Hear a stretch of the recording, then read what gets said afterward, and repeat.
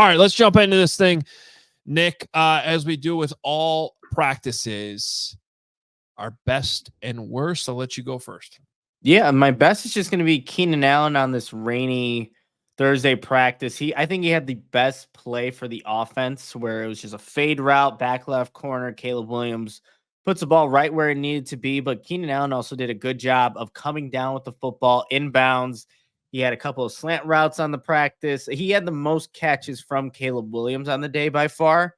And actually, the Bears posted the play I was talking about, that touchdown left corner in the end, so you can check it out after, of course, you listen to us talk about the practice. And then my worst was actually the first play in 7-on-7 for Caleb Williams.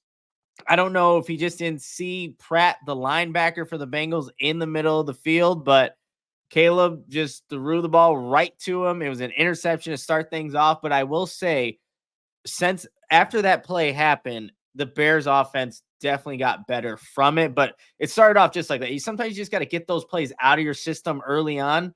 Caleb Williams definitely did that. First 7-on-7 pass, throws the interception in the middle of the field, but then we didn't see an interception, unlike maybe Joe Burrow, which he was doing some things over there against that Bears defense. You didn't see that for the rest of the practice from number 18. Yeah. So as Nick alluded to off the top of the show, we kind of split up our eyes on the two different fields going on. One of the fields is always going to be, Bears offense versus Bengals defense. The other one's going to be Bengals offense versus Bears defense. So I was concentrating mostly on my guy, Joe Burrow, against the Bears defense. Really excited about that matchup today. And it was fun to watch. So for my best, though, I was going to give it to kind of the whole defense and especially the secondary. But the more and more I thought about it, because this, Matt Eberflus keeps talking about leveling up.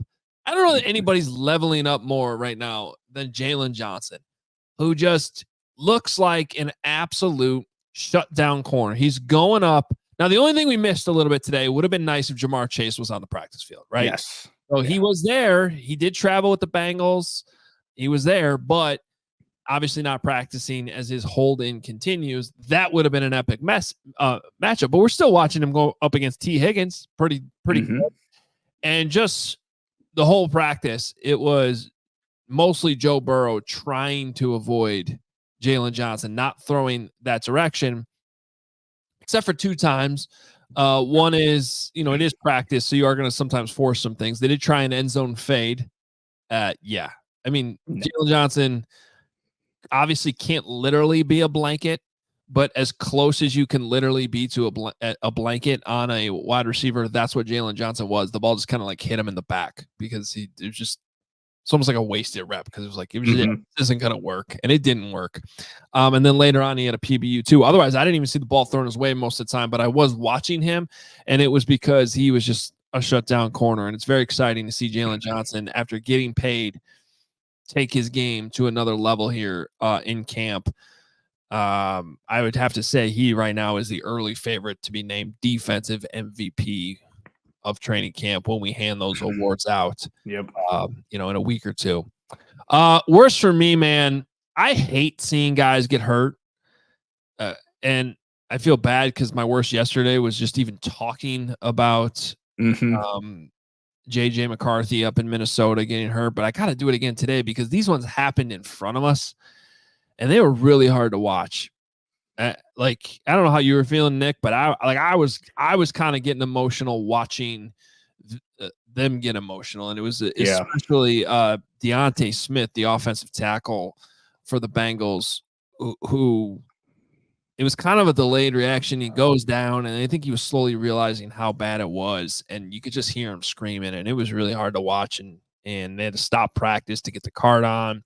Second time, it was about within 10 minutes, the Bengals had two guys go down with injuries that both required air casts and getting carted off. The first one was running back Chris Evans, who used to play at Michigan. So it just really, nobody wants to see that happen to either team. And honestly, with that rain coming down, I think the Bears are fortunate that they seem to get out of this practice relatively healthy. Terrell Smith did leave, but didn't seem like it was anything serious. He was just kind of walking away with Andre Tucker, the Bears trainer. But those Bengals injuries, Nick, were tough. They were, and yeah, like you said, the offensive lineman, and as you hear him screaming, and then he's on the car, you can see him visible, like tears coming down his face. Like it's terrible. I think that was this is his 4th year in the league, so still very young and still trying to establish himself, but you never want to see that. And Kevin Byard was asked about that in his press conference. Regardless of the team, you don't want to see that. People have families, jobs to do, and when you see those injuries happen in this time of year, obviously you don't know what their trajectory is like for the rest of the season. So it is really, really unfortunate. We all silly like the mayor.